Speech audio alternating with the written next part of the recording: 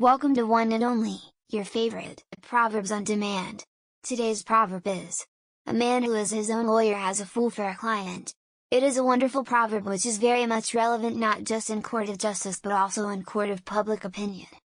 It comes from a perception that it is difficult for a person who does not have detailed knowledge of the law to present the evidence, arguments, and legal opinion that would convince a judge or jury to decide in his favor.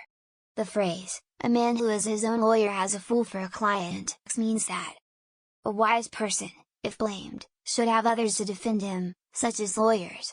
In other words, if the person has not studied law and is trying to defend himself is foolish.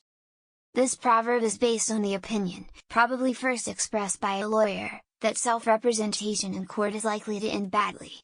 As with many proverbs, it is difficult to determine a precise origin, but this expression first began appearing in print in the early 19th century. An early example comes in The Flowers of Wit, by Henry Kett, 1814. However, Garner, a prominent legal writer, states that its earliest use has been traced to 1809 in Philadelphia.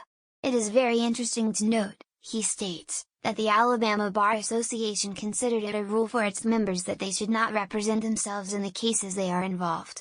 However, it was later deleted on account of constitutional requirements, as Armstrong has quoted in A Century of Legal Ethics. This adage has two distinct aspects.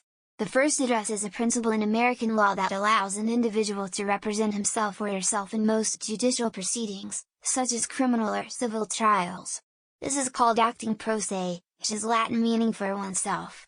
While this is a right given to a party, civil case, or a defendant, criminal case. Legal rules are complex and arcane, and the task can be challenging for one trained in the law, let alone one who has no formal legal education or experience. In this case, the phrase means, "This is tough stuff.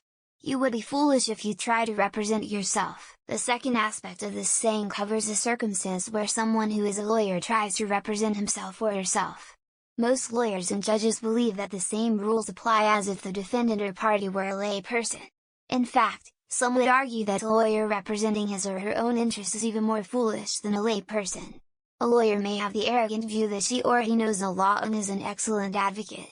Right or wrong in that analysis, as an involved party, the lawyer is unlikely to be as objective about the case as an independent counsel. That involvement, almost always emotionally charged, may distort the handling of a case, usually to the lawyer's detriment. I understand many people don't like lawyers. But you may not like a lawyer until you need one.